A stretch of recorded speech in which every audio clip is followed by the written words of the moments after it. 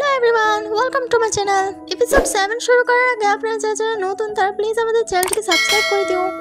তো হিলিং মিংকে দেখে চিনতে পারে যে সেই কালকের বারে দেখা হওয়া মেয়েটা। হিলিং মিংকে দেখে বলে, তুমি সেই বারে দেখা হওয়া মেয়েটা। মিং বলে, বারে কি হয়েছিল আমার কিছুই মনে পড়ছে না। আমার এখানে আসার কারণ হলো কেমিং এর গ্র্যান্ডমা আমার সাথে হসপিটালে যেতে চান। হিলিং বলে, তুমি জানো কেমিং এখন অফিসে? মিং বলে, হ্যাঁ আমি জানি। কেমিং এর ঘরের মেয়ের আমাকে ফোন দিয়ে বলেছিল যে গ্র্যান্ডমা আমার সাথে হসপিটালে যেতে চান, তাই আমি এসেছি। গ্র্যান্ডমা মিংকে দেখে চিনতে পারে, আর মিংকে দেখে যতটা খুশি হয় হিলিংকে দেখে চিনতেও পারে না। এতে হিলিং এর খারাপ লাগার সাথে সাথে জেলাসিও হয়। হসপিটালে মিং আর হিলিং যখন বসেছিল, মিং এর মনে পড়ে যে কাল রাত ওই বারে হিলিং ছিল, কিন্তু হিলিং বলে আমার মনে পড়ছে না। হিলিং এই কথাটা ইচ্ছে করে ইগনোর করে। এতে মিংয়ের একটু খারাপ লাগে। হসপিটাল থেকে গ্র্যান্ডমাকে নিয়ে ফেরার পথে মিং গ্র্যান্ডমাকে বিশ্রাম করার জন্য, হাঁটা চলাফেরা করার জন্য, ঠিক মতো ওষুধ খাওয়ার জন্য ইনস্ট্রাকশন দিচ্ছিল। আর গ্র্যান্ডমাও তা মনোযোগ দিয়ে শুনছে। যখন হিলিং বলে আমি আপনাকে দেখার জন্য আবারও আসবো, তখন আবারও গ্র্যান্ডমা তাকে ভুলে যায়। এতে হিলিং এর অনেক খারাপ লাগে, কারণ ছোটবেলা থেকে গ্র্যান্ডমার সেবা যত্ন করছে আর গ্র্যান্ডমার মনে এখনো পর্যন্ত জায়গা নিতে পারেনি। গ্র্যান্ডমা মিংকে বলে, তুমি আমাকে দেখার জন্য আবারও এসো। গ্র্যান্ডমা চলে যাওয়ার পর তারা দুজন বিদায় দেয়। হিলিং মিংকে কেমিং এর পক্ষ থেকে ধন্যবাদ জানায়। মোবাইল রিপোর্ট দেখছিল, আর মিং গিয়ে মোবাইল কাছে বলতে লাগে, আমি তো তোমাকে মাফ করেই দিলাম, তাহলে তুমি আমাকে ইগনোর করছো কেন? মোবাইল বলে, আমি তোমাকে কখন ইগনোর করলাম? আচ্ছা, তুমি যে ওই ওল্ড লেডিটাকে সাহায্য করেছিলে সে এখন কেমন, আর তুমি কি তার পরিবারের সাথে যোগাযোগ করেছো? মিং বলে, সে এখন ঠিক আছে, আমি তার পরিবারের সাথে যোগাযোগ করে দেখেছি, আর আমার মানুষদের সাহায্য করতে ভালো লাগে। মোবাইল বলে, ভালো। মিং বলে, তাহলে তুমি আমার প্রশংসা করেছো তাই না? মোবাইল স্বীকার করেই নেয়। মিং বলে, আমি তাহলে প্রথমবার তোমার মুখ থেকে আমার প্রশংসা শুনতে পারলাম। যদি তুমি আমাকে ভালো মেয়ে মনে করে থাকো, তাহলে তোমার আমার সাথে ডিনার করতে হবে। মোবাইল মানা করে দিলে মিং বলে, আমি ওই রেস্টুরেন্টে ইনভেস্টিগেশন করতে যাব, আমি কিছু ছবি তুলবো, আর সাথে তুমি আমার সাথে ডিনার করে নিও।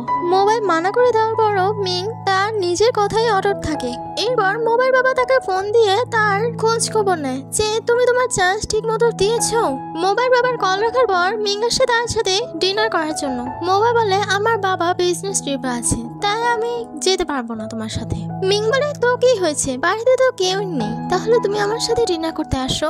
মোবাইল না গেলে কি হবে? মিং মোবাইলকে টেনে নিয়ে যায়। ওই রেস্টুরেন্টের সামনে মানুষরা ভিড় করতে লাগে। ওই রেস্টুরেন্টের মধ্যে এক ক্রিমিনাল ওয়েটার মেয়ের গলায় চাকু ধরে রাখে। ক্রিমিনালটা সবাইকে হুমকি দিতে লাগে যে কেউ সামনে আসলে ওই গ্যাস সিলিন্ডারটা ব্লাস্ট করে দেবে। ক্রিমিনাল ওই হোটেলে ওনারের সাথে কথা বলতে চায়, কিন্তু ওই হোটেলের স্টাফরা বলে ওনার নাম্বার এখন বন্ধ হয়ে আছে।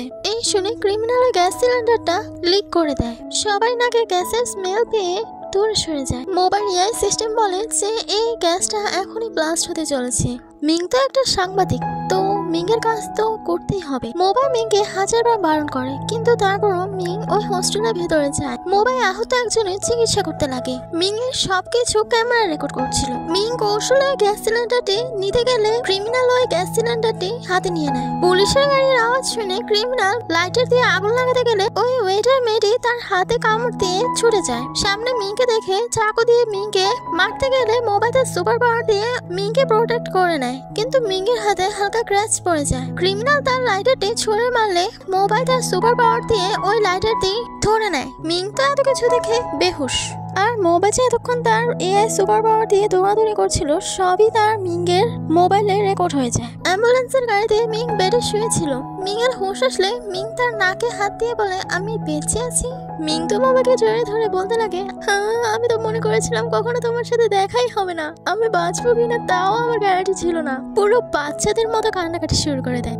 মিং আরো বলে, যখন আমার দিকে চাকু নিয়ে আসছিল তখন আমি ভেবেই নিয়েছিলাম আমার ফিউনারেলটা কেমন হবে। আমি কি আমার নিউজটা পরের দিন পাবলিশ করতে পারবো কিনা তাও আমার জানা ছিল না। মোবাইলটা তার দিকে তাকিয়ে তাকিয়ে তার কথাগুলো শুনছে, আবারও কান্নাকাটি শুরু করে দেয় এই কথাগুলো মনে করে। আর কতক্ষণ মোবাইল হেসে ফেলে। মোবাইল বলে, এত তাড়াতাড়ি মরে গেলে কি হবে?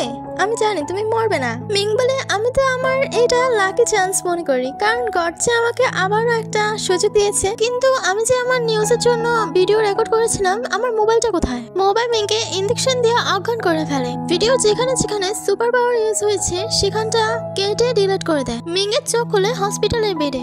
মিং তার রেকর্ড করা ওই ভিডিওটা চেক করে। ডক্টর এসে বলে মোবাইল আপনার খেয়াল রাখতে বলেছিল আমাকে।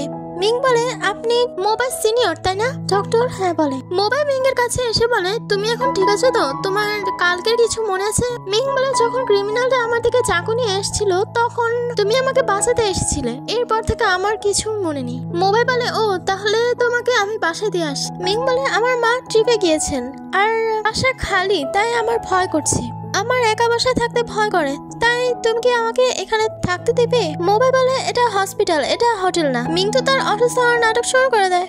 রাতে মিং বাইরে বসেছিল, মোবাইল আসলে আকাশে একটা তারা খসে পড়ে। মিং বলে ইস আমি তো উইশ করতে ভুলে গেলাম। মোবাইল বলে তুমি এত শিক্ষিত হয়েও এই কুসংস্কারগুলো মানছো?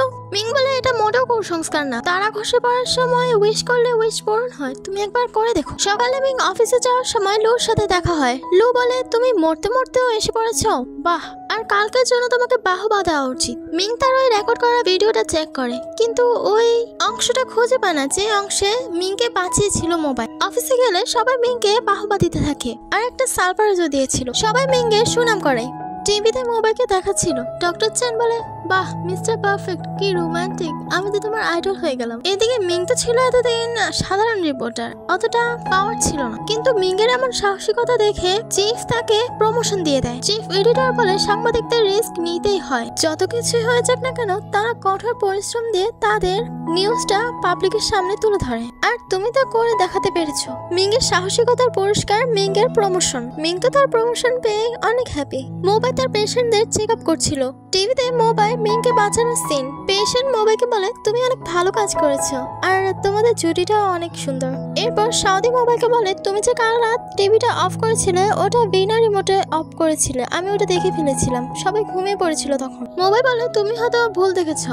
সাউদি বলে না আমি দেখেছি। মোবাইল বলে সেদিন ওই টিভিটা নষ্ট হয়ে গিয়েছিল। সাউদি বলে আচ্ছা তুমি কি তোমার গার্লফ্রেন্ডকে আসলেই বাঁচাতে চেয়েছিলে? মোবাইল বলে এখন আমি তোমাকে বাঁচাতে চাই। রেস্টুরেন্টে মিং শাওর কাছে যায়। মিং বলে আমি এখন হাফ টাইম থেকে ফুল টাইম রিপোর্টার হয়ে গিয়েছি। শাও বলে বাহ তোর এত তাড়াতাড়ি প্রমোশন। মিং তো নেচে নেচে তার নিজের প্রশংসা নিজেই করছে। এরপর মিং যখন বিজি ছিল তখন লু এসে বলে তুমি যখন প্রমোশন পেয়েছো তখন ওয়েবে তো এটা শুনে কেঁদে দিয়েছে, কেঁদে। কিন্তু আজ মিংয়ানকে হালকা জ্বর জ্বর ভাব লাগছিল। লু বলে আমি তোমাকে হসপিটালে নিয়ে যাই। মিং বলে লাগবে না, আমার আগে ওই ফাইলটা ফিল আপ করতে হবে। লু বলে তাহলে আমি তোমাকে ডক্টর মোবাইল কাছে নিয়ে যেতে পারি। মিং বলে ওয়াও তাহলে তুমি তো আমার অন্ধকারের সত্যিকারের আলো। হসপিটালে মোবাইল সিনিয়র ডক্টর তার চেক আপ নেয়। ডক্টর বলে আপনি যদি কাউকে পছন্দ করে থাকেন তাহলে ওনার কেয়ার করার আগে নিজের কেয়ার করতে হবে। মিং বলে আচ্ছা আপনি কি কাউকে ভালোবেসেছেন? ডক্টর বলে আমি ভালোবেসেছিলাম একসময় 10 বছর আগে। ওখানে মোবাইল উপস্থিত হয়। মোবাইল মিংকে ওষুধ লাগিয়ে দেয়। লু বলে সাধারণ মানুষরা হসপিটালে আসতে ভয় পায় আর তোর তো দেখি হসপিটালে তোর বাড়ি হয়ে গেল। ও সবকিছু ডক্টর মোবাইল জন্য তাই না? লুকে মারতে গিয়ে মিং নিজে ব্যথা পেয়ে যায়। লু এরপর চুপ করছে না বলে মিং এর আর কি করার। লু বলে এরপর থেকে তো আমি মোবাইল নাম দিয়ে জ্বালাবো তোমাকে। সিনিয়র ডক্টর সেই মোবাইলকে বলে তোমাকে সে দেখতে এসেছিল, আমার মনে হয় সে তোমাকে পছন্দ করে, তার মুখেই ম্যারিমি লেখা আছে। সিনিয়র ডক্টর চলে যাওয়ার পর মোবাইল এআই সিস্টেম বলে ভালোবাসার দিকগুলো নির্বাচন করা যায় না।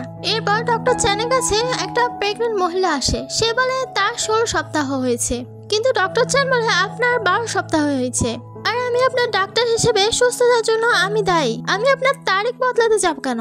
ওই ইয়াং লেডি চলে যাওয়ার পরও তার হাজবেন্ড আবার ফিরে আসে। ডক্টর চ্যান বলে আমি ঠিকই বলছি, আপনাদের হয়তো ভুল হচ্ছে। ডক্টর চ্যান সিকিউরিটি ডাকতে চাইলে তারা নিজেরাই চলে যায়। ডিউটি শেষে ডক্টর চ্যান যাওয়ার সময় ওই ইয়াং লেডির সাথে দেখা হয়। ওই ইয়াং লেডি বলে আমি অ্যাবর্শন করতে চাই। তো এর পরের এপিসোডটি দেখতে চাইলে প্লিজ আমাদের চ্যানেলটিকে সাবস্ক্রাইব করে দিও, লাইক কমেন্ট শেয়ার। তো বাই।